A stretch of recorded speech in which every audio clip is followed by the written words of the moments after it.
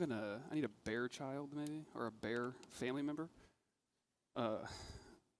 As one does at times while he's preaching, he has misplaced his Bible back on the, whatever that thing is, step stool. If you wouldn't mind running that up to me, that'd be great.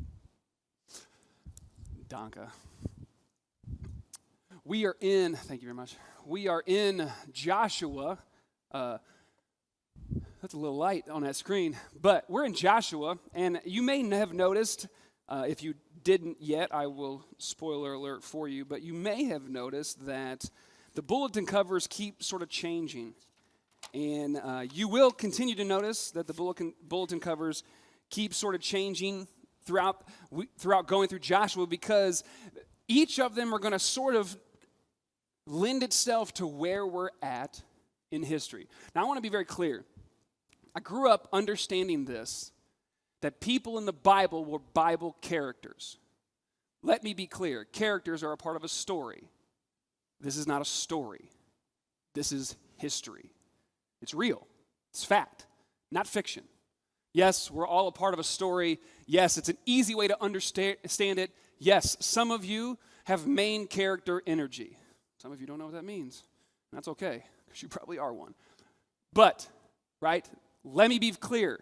These are not Bible characters.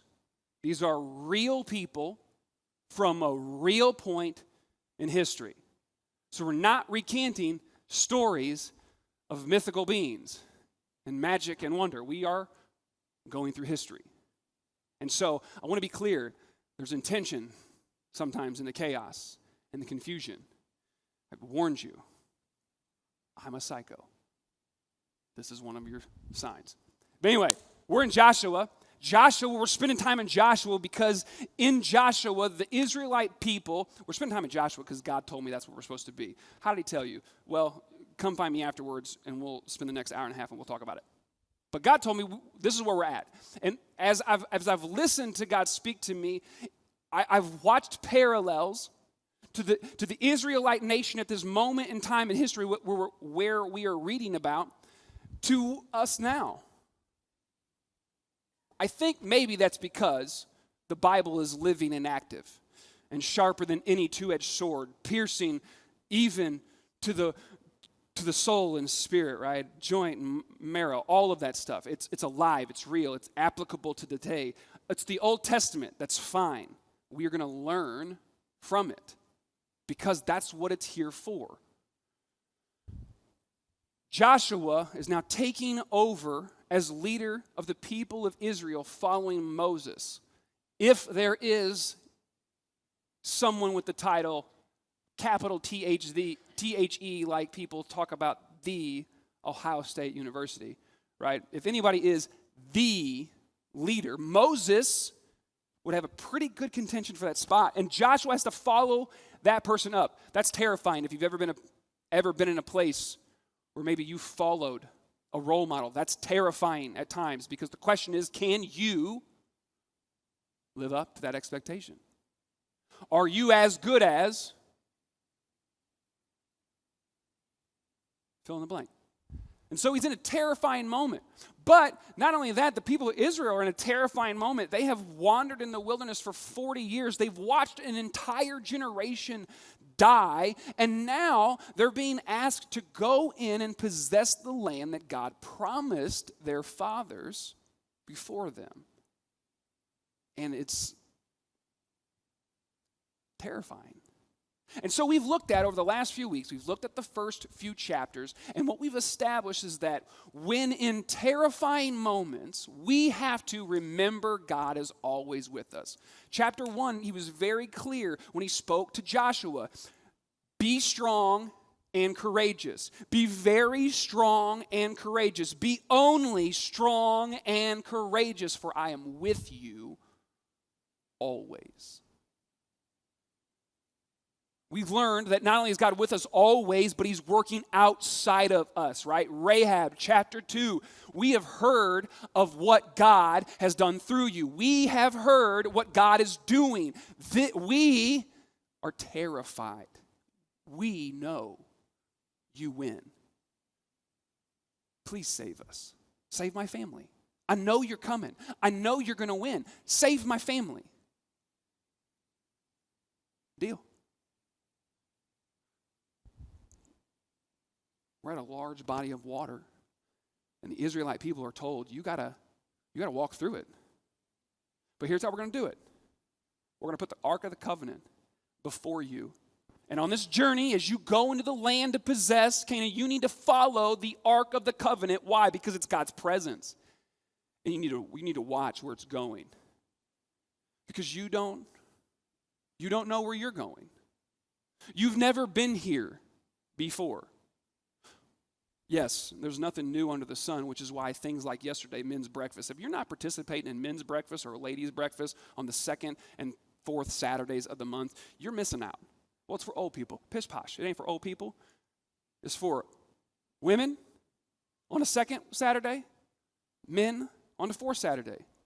It's beneficial because, nothing new under the sun is here, which is why it's amazing to listen to these men who have lived more life than I could imagine at the moment give me wisdom and give me advice and to just share their life so I can go because I've never been there. I can look. I can be prepared. I can gain wisdom. I can know what I'm supposed to do. You've never been there before. So follow the presence of God. Stand back far enough from it so you can see the entire presence of God. Don't be so close that all you see is just a little portion. You have to see the whole thing for it to be able to actually lead you where you need to go. But don't just look. Don't just watch, right? What does James tell us? Don't be just hearers of the word, doers of the word. Don't just be hearers who look and know their reflection in the mirror, and then as soon as they walk away, they forget what they look like. You got to watch God. Then you got to move after him. And so that's where we're at. They've gone through, they've watched God, they've moved after him. And the people of Israel now, as we're about to read, they have crossed over the Jordan on dry land. And then there's a moment that we're going to read, 2 moments actually, but a moment that we're going to read that's very important. And I believe it's very important for us. And I want to speak to some things that I think some of you may have issues with. And so if I tick you off today, I love you. I'm so sorry. You can talk to me, we'll get over it. But we're going to dig in today. And so before we do, let's pray. God, thank you for who you are. Thank you for your son. Thank you for this moment that I can pray this prayer. I can speak my heart and know that you hear me no matter what. And so God, shut me up.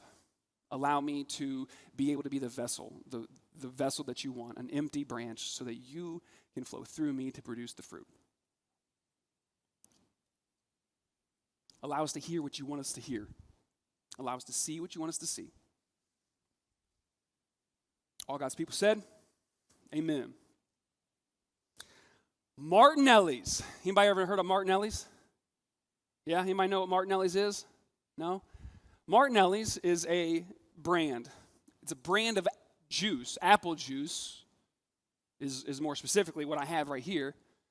But Martinelli's apple juice is 100% pure gold and metal apple juice. This has been in my house, decade, maybe, plus. It ended in my house on a New Year's Eve when I had my house full of students.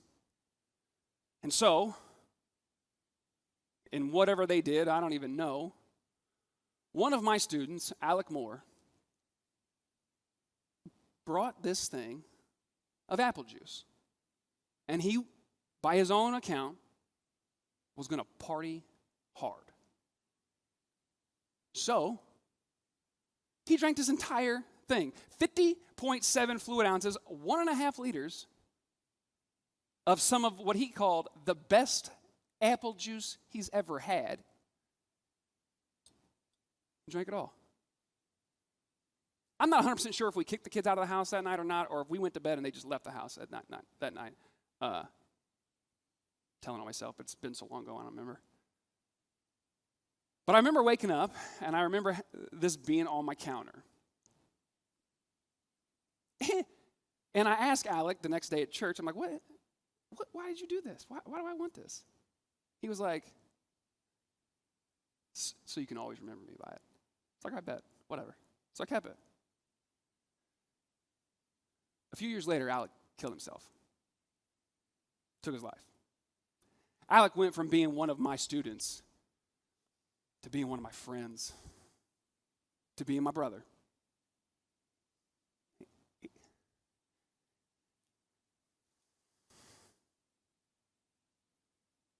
This is very, very important to me. Because it's one of the last things I have to remember Alec by. And it's a story, and that story leads to all kinds of other stories. Story where he filled my freaking drink with salt and pepper to where I almost threw up in the middle of freaking Burger King when we went to Tennessee. To a story of when he was sitting on a car window while it was driving around the parking lot and got thrown from the car, and his mother verbally assaulted me and I assaulted her back. She was one of my good friends and worked for me. To where the husband got between us and said, please God, Jeremiah, don't make her mad anymore. Because she was mad at Alec for being an idiot. The stories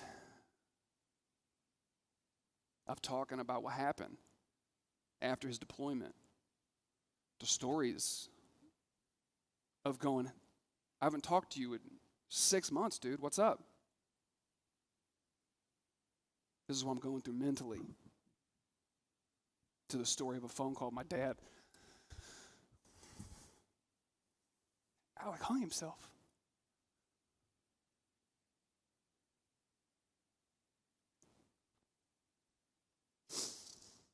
There's all sorts of things that we have, that we keep, that allow us to remember things. Not so sad as the Martinelli bottle. And it doesn't mean as much to me, but I still also have my baton from the state track meet when our 4x4 team broke the school record and got 6th at state. We weren't supposed to take them, but kind of like a movie prop, I earned it. So, I have that. How many of you have a wedding ring on? Right? We understand the idea of things that allow us to remember.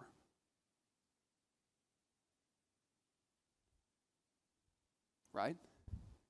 Things that allow us to never forget. 9/11. It's wild to think of how long ago that was. But it's the slogan, it's the whole, never forget what happened. Veterans Day, Memorial Day, like we get it. We understand this idea very clear that there are certain things that we devote and we dedicate to remembrance of whatever. The Israelite people have crossed over the Jordan River, and God's next command to them was, you need to set up a remembrance. An altar is what it was. You need to set up something to remember this by. We're going to jump in, verse of chapter, I don't think that's right, chapter 4, maybe? I got the wrong letters in my note, or the wrong numbers in my notes. Best mine. We'll be on chapter 4. Yeah, chapter 4, verse 1. Right. So just in case you didn't know where we're at, right? We've walked over the dry ground of the Jordan. The priests that are carrying the Ark of the Covenant, their feet are in the water, and the water has backed up to a place called Adam. Coincidence? I don't. Probably not. But it says in verse 1 of chapter 4. When all the nation had finished passing over the Jordan, the Lord said to Joshua, we're going to go all the way through verse 7, take 12 men from the people from each tribe a man, and command them, saying, take 12 stones from here out of the midst of the Jordan, from the very place where the priest's feet stood firmly, and bring them over with you, and lay them down to a place where you lodge tonight. Verse 4. Then Joshua called 12 men from the people of Israel, from whom he had appointed, a man from each tribe. And Joshua said to them, pass on before the ark of the Lord your God in the midst of the Jordan, and take up each of you a stone upon your shoulder, not just a little pebble, bro. We're talking like a rock, a boulder. And he goes, put it on your shoulder, and according to the number of the tribes of Israel, he said, this is the sign that may be among you. This is verse 6. When your children ask in the time to come, what do these stones mean? Verse 7 says, then you shall tell them that the waters of the Jordan were cut off before the ark of the covenant of the Lord. When it passed over the Jordan, the waters of the Jordan were cut off. And so these stones shall be to the people of Israel a memorial forever. 12 stones, one for each tribe of Israel, right? 12 stones were set up as a memorial, as an altar, to remember what? To remember what God did in their life, which was what? The miraculous. Stopped the water, parted it so that it didn't keep running, so they could walk across on dry ground. Set up this altar, he says, 12 stones. 12 stones from where? Right where the feet of the priest stood. There's so much. There's so much in that. There's so much there of how those things were very specific to the thing that happened that God wanted the people of Israel to remember. I bring up Alec because in the whole idea of the darkness of what people deal with in the reality of their life is that this, had Alec not killed himself, I would not be here. Because this, 3 times I can remember having the conversation with Alec in my car after his passing to walk myself off the ledge of committing suicide. I keep this thing forever because it always reminds me of my brother Alec, but it also reminds me the power in which God has to use all things for the good of those who love him. This is a terrible situation. But God's used that young man to literally save my life multiple times. And so this sits in my office, at my house, so that I always remember the power that God has to be able to take something that's just sickening and yet put a little salvation and spin on it. I don't know if some of you remember back to Easter. Death and resurrection are God's ways. Why are we setting up this altar? Joshua tells them, so when your children, they ask about it, you can tell them what God did forever. And so as you keep reading through, you read that they did exactly what they were commanded to do. And we're going to jump down here to verse 10.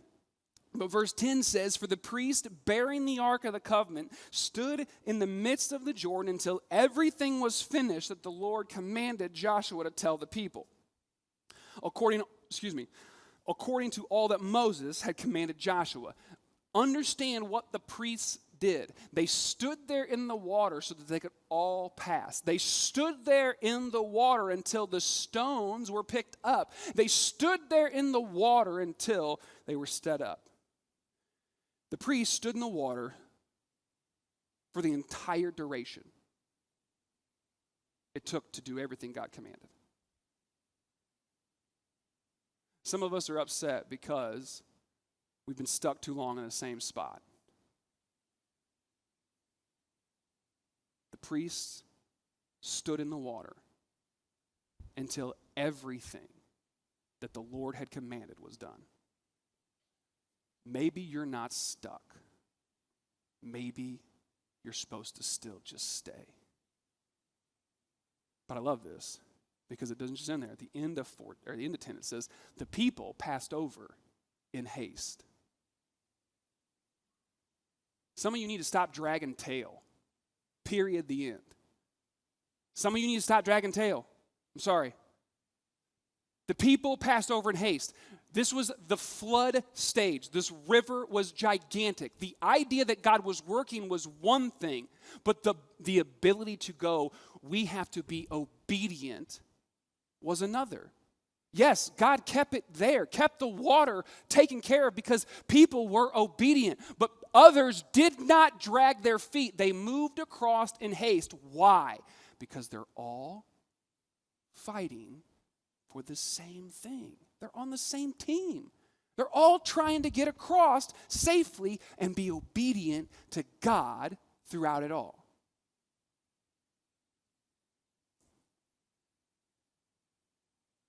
So if you keep reading, you see that Gad, Reuben, those tribes, and half the tribe of Manasseh, right? They were given land on the pre-crossing of the Jordan, that side of the Jordan. They've given land there. And so they told Joshua, hey, don't forget what Moses said. And Joshua said, I haven't forgotten what Moses said, but make sure that everybody stays. You guys can settle, but your men of valor, your men of honor, your men of war, they got to come with us. Why? Because your brothers, your sisters, your family is not settled. The job is not done.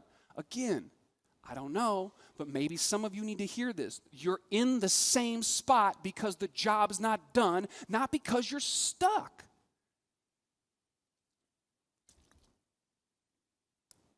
But they're ready to go. And so they go with their brothers, and they're good. They're on the way. And so in verse 14, I just want to read this. I find this very interesting. In verse 14, after they're getting ready to go, it says that on that day, right, the day that they get ready to take off, and they've set up the altar. On that day, it says that the Lord exalted Joshua in the sight of all Israel, and they stood in awe of him, just as they stood in awe of Moses all the days of his life. I want to read that simply for this. One, we're not reading about Bible stories. We're not reading about Bible characters. So stop acting like this is something that you can't attain. This is a regular dude, like me, like you, a regular person. Here's the difference. You remember when we talked about at the beginning of Joshua, how in Exodus we read that Moses spent time face to face with God in the tent? And how Joshua, his assistant, always came with him. And how when Moses would leave the tent after being face to face with God, it says that Joshua wouldn't. He would stay. My curiosity is, and this is for me, not for you, my curiosity is, maybe the reason I don't feel this powerful is because my face time with my Father, my Creator, my God, because my face time with my God is not very much. And so I wonder sometimes, maybe in the stuckness of my life, and when I question and why, and I'm here and there, and it's just never anywhere going,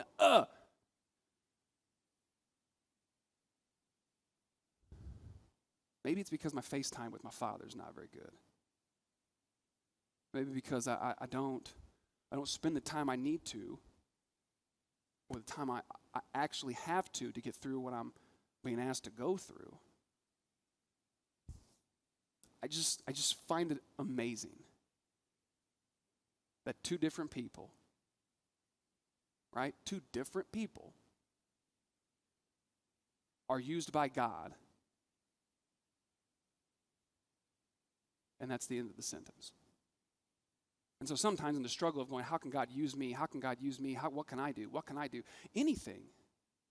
Because we're just regular. Joshua, Moses are just regular people. You and me are just regular people. This is not something that is unattainable. This is not super secret. This is power right here, right now, 2026, as we get ready to end May. What are we in? April. Thank you.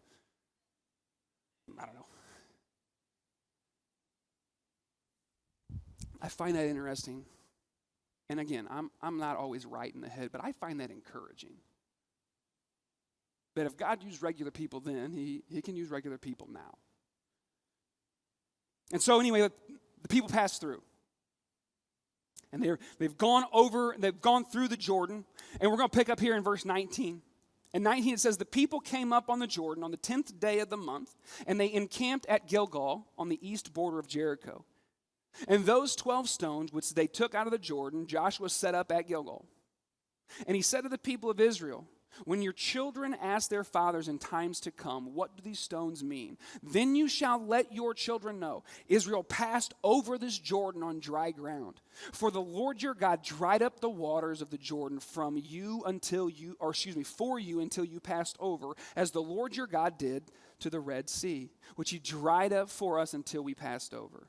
So that all the people of the earth may know that the hand of the Lord is mighty, that you may fear the Lord your God forever.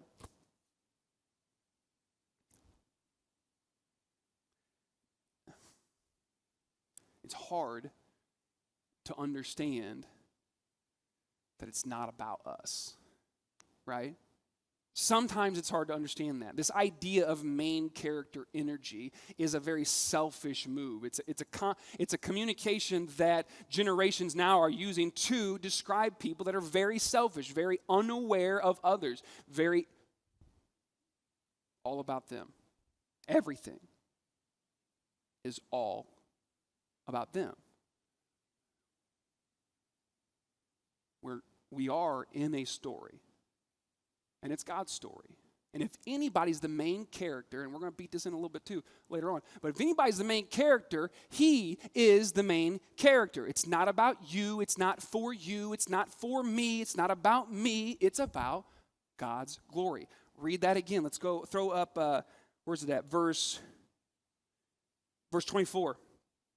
He dried up all the water in the Red Sea so that they could cross. He dried up the water on the Jordan so they could cross on dry land. Why? So that all the peoples of the earth may know that the hand of the Lord is mighty, and that you may fear the Lord your God forever. He didn't do any of this stuff so they could get out of captivity. He didn't do any of this stuff so they could go into the land. What did he do this stuff for? He did this stuff so that the people of the earth may know that God's hand is mighty. God doesn't work in your life to show things just to you. God works in your life to show others who he is. We gotta do a little bit better. This includes me, man. We got to do a little bit better at showing who Jesus is. We got to do a little bit better sometimes of showing the mighty, awesome power that comes from the blood of Jesus Christ. We got to do a little bit better. I believe in watching where God is moving and then following him. I'm going to say it this way. I got to do a lot better at understanding that the story's not about me, that it's about God. I feel like it's easy that way. I'll get there. Hold on. Moving into chapter 5. Right?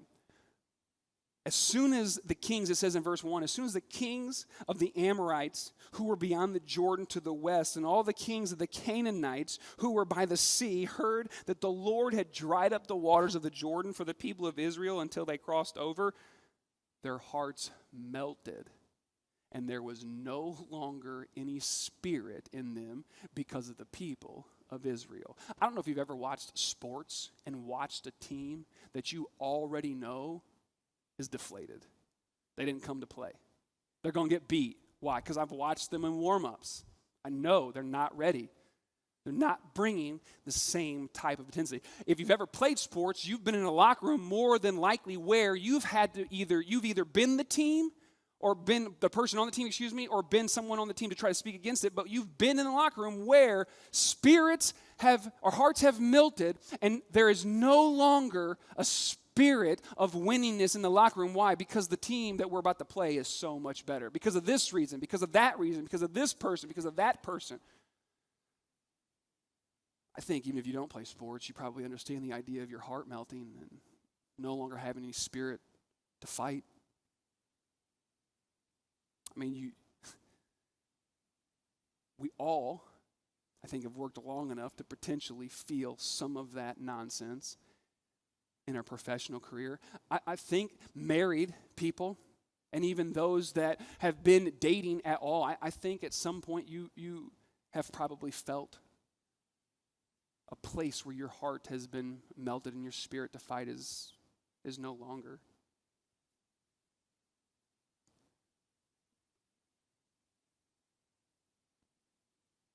It's an amazing place to be, though, on the side that isn't having your heart melted and your spirit no longer ready to fight, right? It's an amazing place to be, to know that there's a God who moves outside of you so that these things happen to the enemy, right? Like, understand who the Amorites and the Canaanites and the Jebusites and the Hittites, all of those ites were in the land of Canaan. They were enemies of God.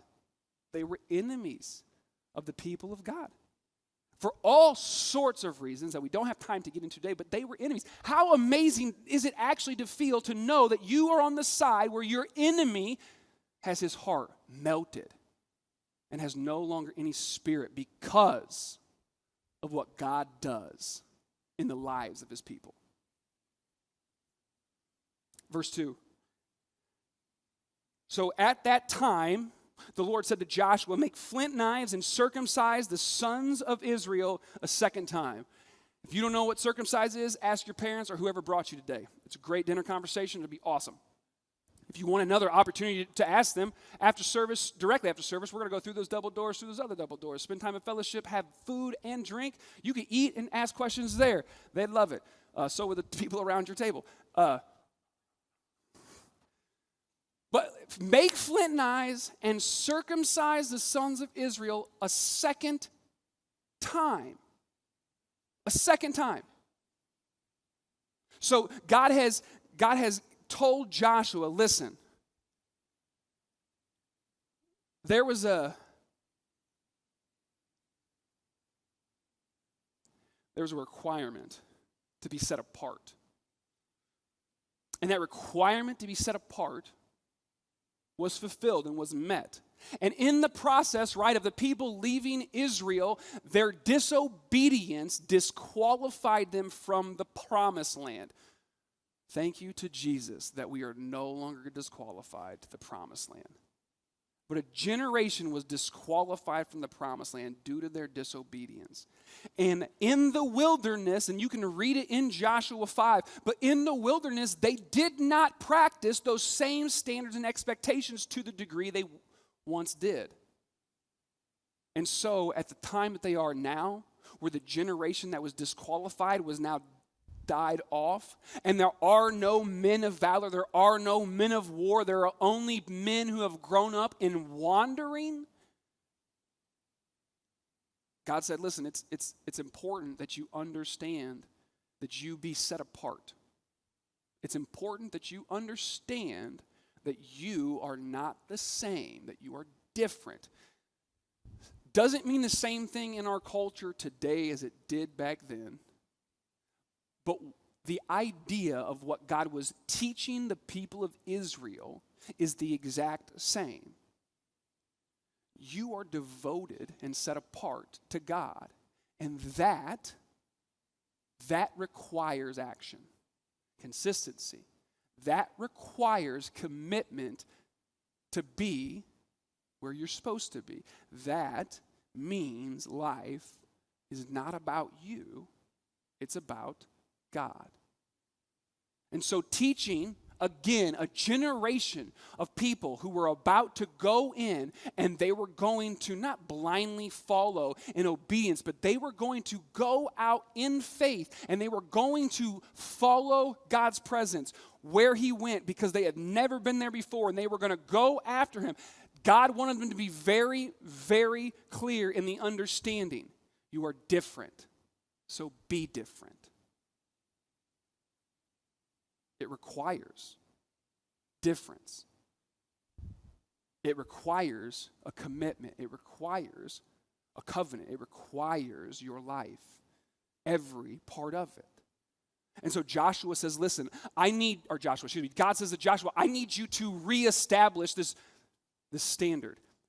now let's practically talk about this. Again, if you don't know what this is, have that conversation at fellowship time or at lunchtime. It'd be great. But if you do know what this is, right, the curiosity in you sort of builds up to go, maybe that's not the best idea before you go into war. I don't know. Just feel like, right, it's probably not good. But God says, Joshua, you do this. Why? Because it's more important for you to understand how set apart and devoted you are than it is for you to think logically about how this plays out. Because I didn't ask you to think logically, Joshua. I just asked you to follow me in obedience. And so, right, that's exactly what they do. All of the males in the people of Israel were circumcised. And it says they stayed there till they healed. And then they got up and they went out. It's about standard. It's about expectation. But I think sometimes it's also about you got to heal. Some of you get hurt. Some of us get hurt. We get hurt. Period. The end. Sometimes you got to just sit and heal before you get up and go.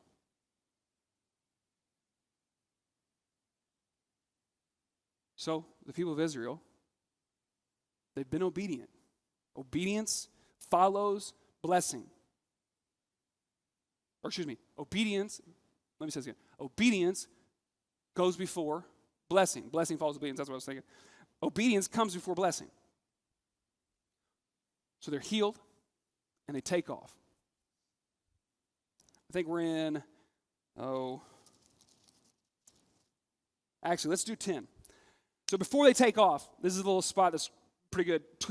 Chapter 5, verse 10 says, while the people of Israel encamped at Gilgal, they kept the Passover on the 14th day of the month in the evening in the plains of Jericho. 11, on the day of the Passover, on that very day, they ate of the produce of the land, unleavened cakes and parched grain. Verse 12, and the manna ceased the day after they ate the produce of the land. And there was no longer manna for the people of Israel, but they ate of the fruit of the land of Canaan that year. I want to bring that up because in that moment, I want to take just a sidebar in the sense of the terrifying times. Because I think that some of us are right now living in a moment where it's terrifying. And I think some of us right now are exhausted. I think some of us right now are tired and stuck. But I want to speak to the idea that 40 years they wandered. 40 years they wandered and they watched an entire generation die. They were fed by bread magically, supernaturally appearing on the ground from heaven. Manna. They ate that. This is awesome because finally, they saw fruition to what God had promised. And when the manna no longer was coming, it was a clear sign to the people that God had brought them where he had promised them he was going to bring them. If you're stuck, if you're tired, it's coming. If you're sick of eating manna, it's coming. The day is coming when you will eat the produce of the promised land. Understand, though, when you eat the produce of the promised land, the manna dries up.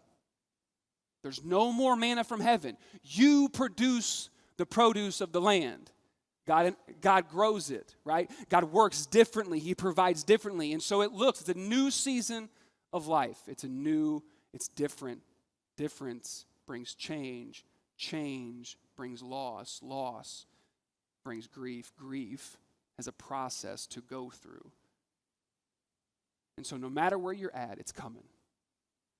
But I love how he says that man is gone, and from that point on, they ate of the produce of the land of Canaan, and that's what they did. But we're going to we're going to keep going in verse 13.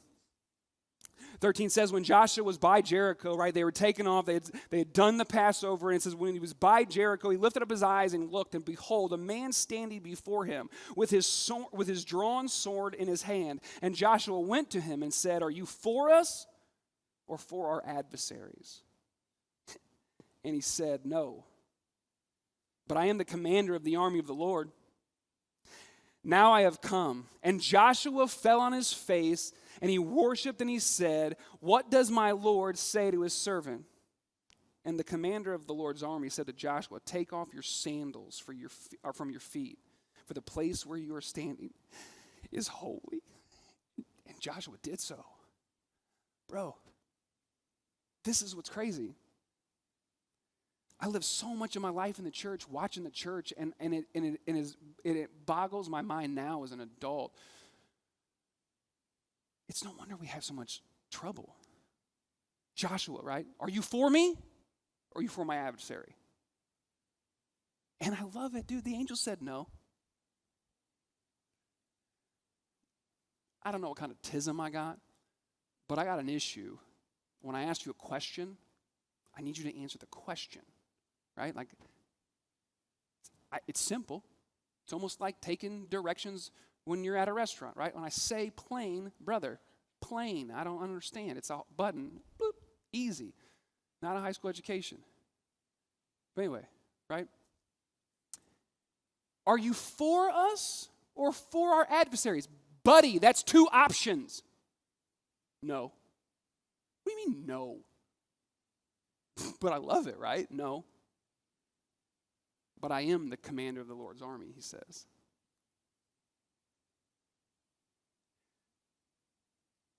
It is not a fight between you and the enemy, you and the adversary. It's not a fight between you and anybody.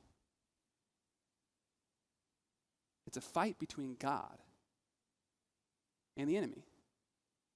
It's a fight between God and his adversary. Joshua and the people of Israel, right, what they were going to do, they were living their life. They were people. They had to fight, fight, to take over land. It's me versus them. And the angel was very clear. No, dude. It's God versus adversary. I'm not on your team. You're on his team.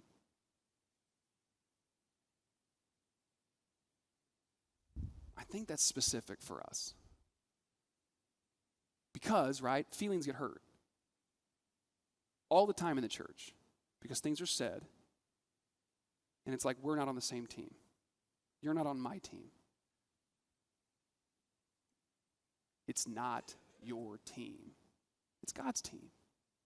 And so when we fight on God's team, let's be clear, it's God who has set the standard of what this looks like. Not me, not you, not her, not him, not them, not the other one, not a different denomination, not a whole body of leaders somewhere else. God. And so the challenge for us in these terrifying moments, I believe, is not only to remember that God is always around and he's working outside of us, not only for us, but outside of us. Not only are we supposed to, in terrifying moments, remember that we are to look at God and follow him. I think we're supposed to, in these terrifying moments, remember it's not even about you. It's about God. That's easy for me. I know it's not easy for everybody, but it's easy for me, and this is why it's easy for me. Because if it's about you, God, it's on you, God. If it's your team, God, then you'll be the one that takes care of these things, right? We've been through 5 chapters now of Joshua, and what is he constantly teaching the people of Israel? I'm fighting for you because you're my people, not for any other reason. I'm working for you because you're mine, not for any other reason. It's my glory, not yours. That is super selfish, but when you think about it, it's what he's due. It's what he's owed. Because of his son, it's the least we could do. And so as the band comes up and we get ready to close in song, my challenge to you is simple today. Work with God on understanding even more so how it's his team and not yours. And I say that to everybody because I don't know that it matters where we fall on our maturity inside of our spirituality.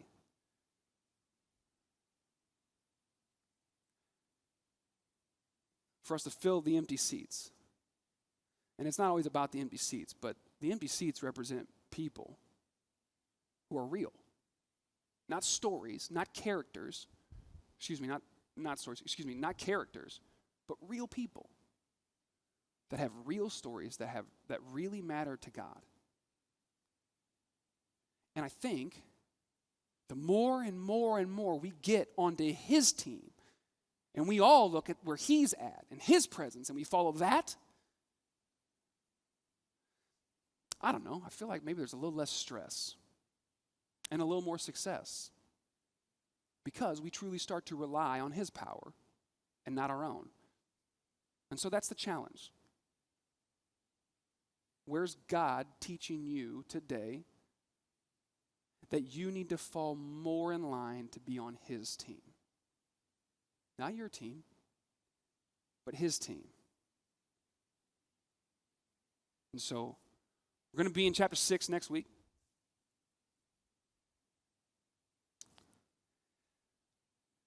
Well, we'll be done because now I feel like I'm just going to keep going.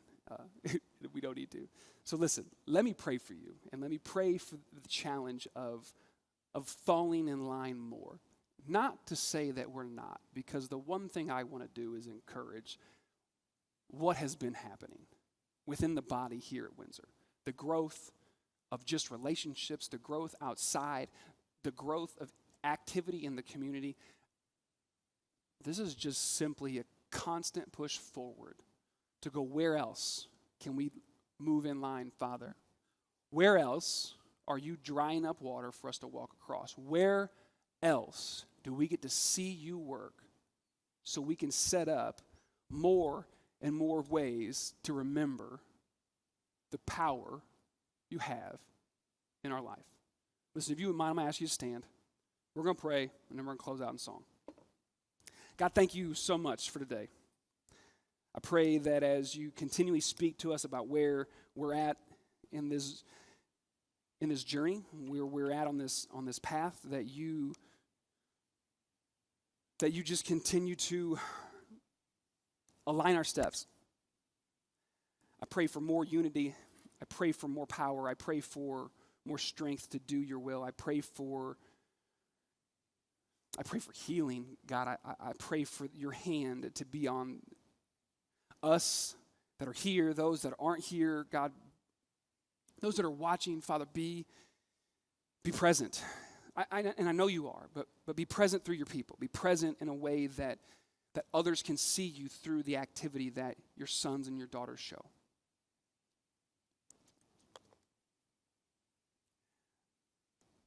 God, I ask that you just continue to speak to us. It's in your son's name I pray. And all God's people said, amen.